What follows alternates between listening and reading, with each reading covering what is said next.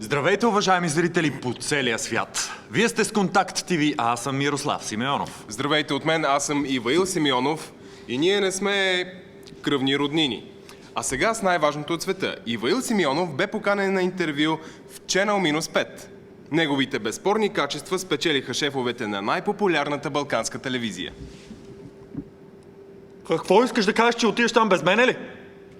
Така ли ще направиш? За съжаление, мястото е само едно и те търсят професионалист с перфектна дикция. Много добре!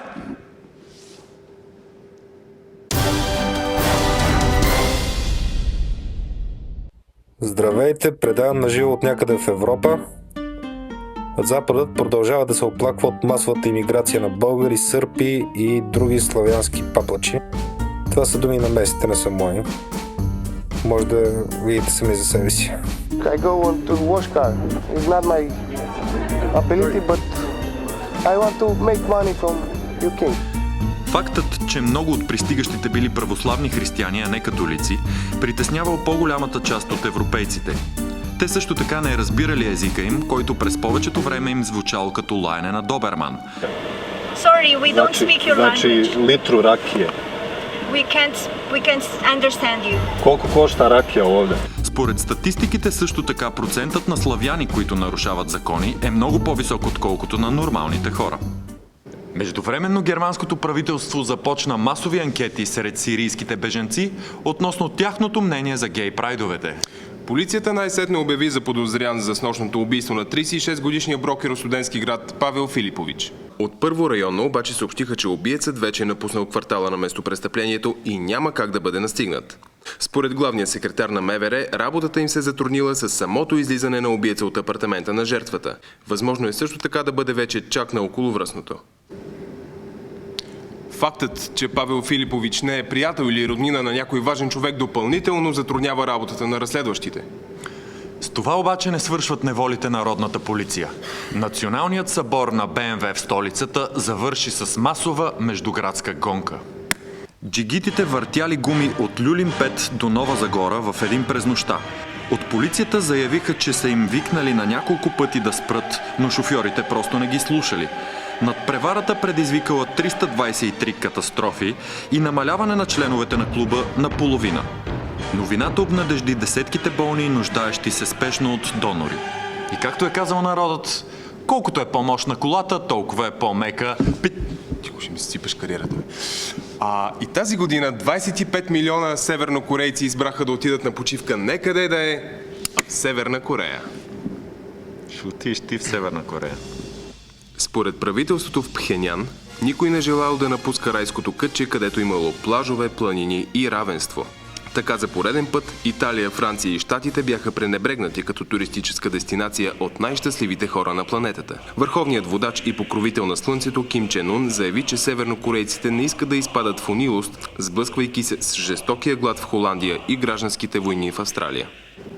Организираните екскурзии включвали посещение до най-модерните севернокорейски заводи и дори пълен работен ден в тях.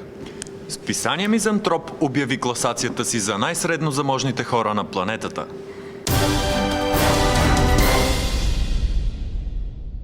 Ще зададем един въпрос на българите. Какво е щастието? Те не знаят. Не вярвам, че това е така. А ти как се определиш? Като нещастен или като щастлив? Не, аз се определям като много щастлив човек. Това не ми прави щастлив, това ме прави нещастен. Не се притеснете, мисля, че до няколко години ще се постарам да вземем първо място.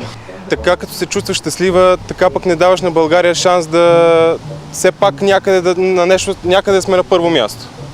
Като се чувствам щастлива, не. Ами да, ние така и така никъде не сме на началните класации, ти се чувстваш щастлива, т.е.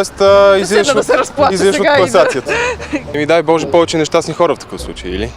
В принцип да, златната среда. Всички ме гледат супер криво, само че да я знам. Не, така и така държавата е свикнала да бъде на последните места. Защо трябва да изкарваме на предни места? Така и така сме свикнали, кажеш. И да си продължиме традицията. Ето заради такива хора никога няма да бъде на първо място никъде, като теб. Ужас. Еми, жалко. Кофти. Дилма Русев се кандидатира за кмет на София. Бразилската президентка предусещала, че няма да я преизберат в Бразилия, затова решила да се пробва в родината на баща си. Според експерти, CV-то й е впечатляващо, а опитът й като лидер на петата най-голяма страна в света е полезен. Сред предизборните й обещания са намирането на нефт, изкуственото завишаване на цените на петрола и построяването на футболни стадиони във Враца, Симитли, Айтос и Малко Търново. Всеки с капацитет от 300 000 души.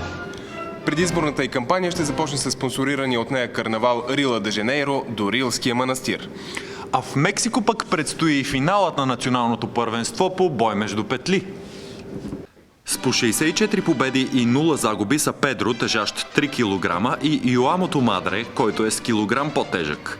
Въпреки разликата, Педро е с дългосрочна кариера, започнала още през февруари. Според експерти, двубоят няма да продължи повече от минута. Залаганията ще продължат до утре сутринта, като се приемат както песос, така и долари. А сега, и както обещахме миналия път, прогнозата за времето. Времето ще бъде преобладаващо. Ще вали на места чат-пат. Благодаря ти за изчерпателната информация, колега с перфектна дикция. Ще имаме пряко включване, ако нещо се промени. Обязателно. А до тогава Останете в контакт!